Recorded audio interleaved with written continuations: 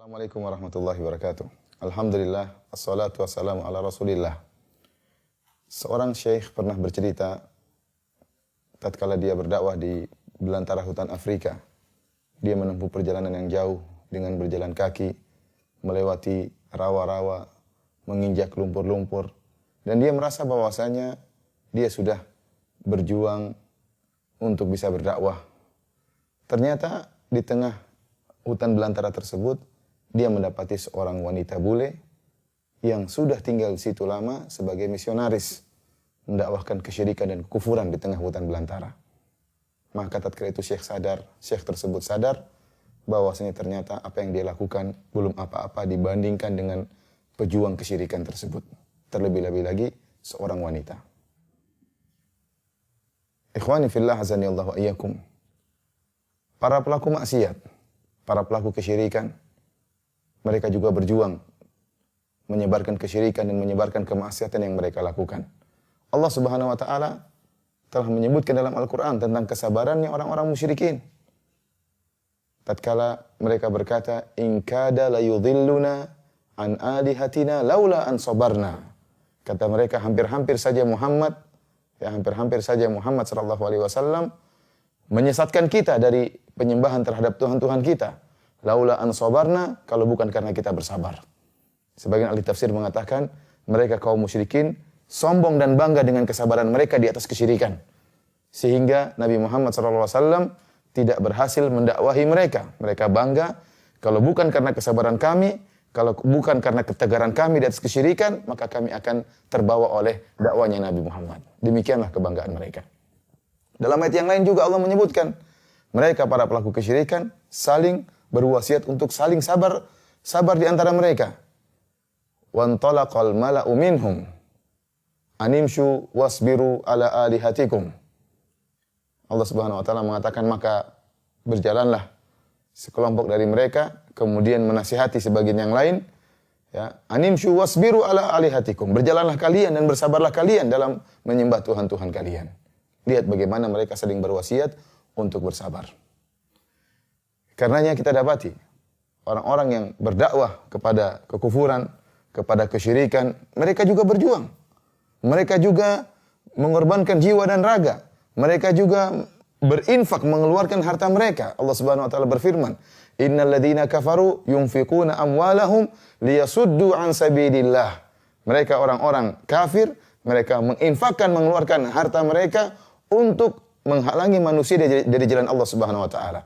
Fasayunfiqunaha tsumma takunu alaihim hasratan tsumma yughlabun. Mereka terus menginfakkan harta mereka, kemudian infak mereka tersebut akan menjadikan mereka mengalami penyesalan.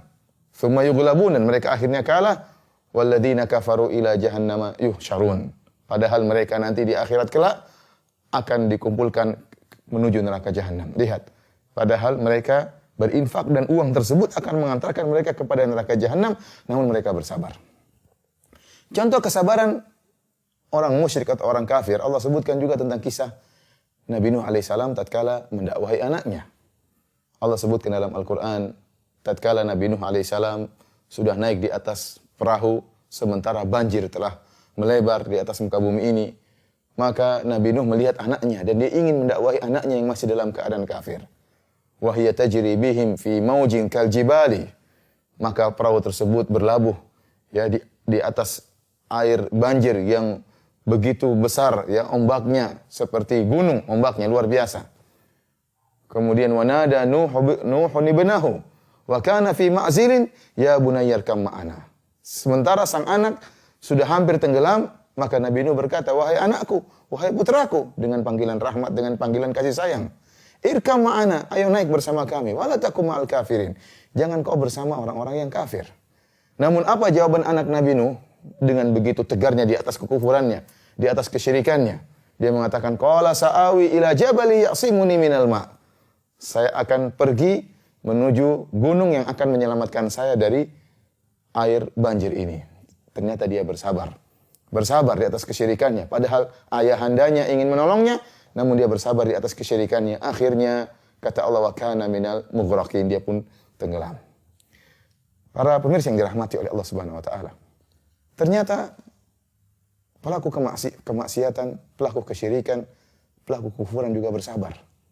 Padahal kesabaran mereka itu semakin menjerumuskan mereka ke dalam neraka jahanam. Semakin membuat mereka terperosok di dasar neraka jahanam. Lantas, kenapa kita tidak bersabar? Sementara antum adalah para pejuang dakwah.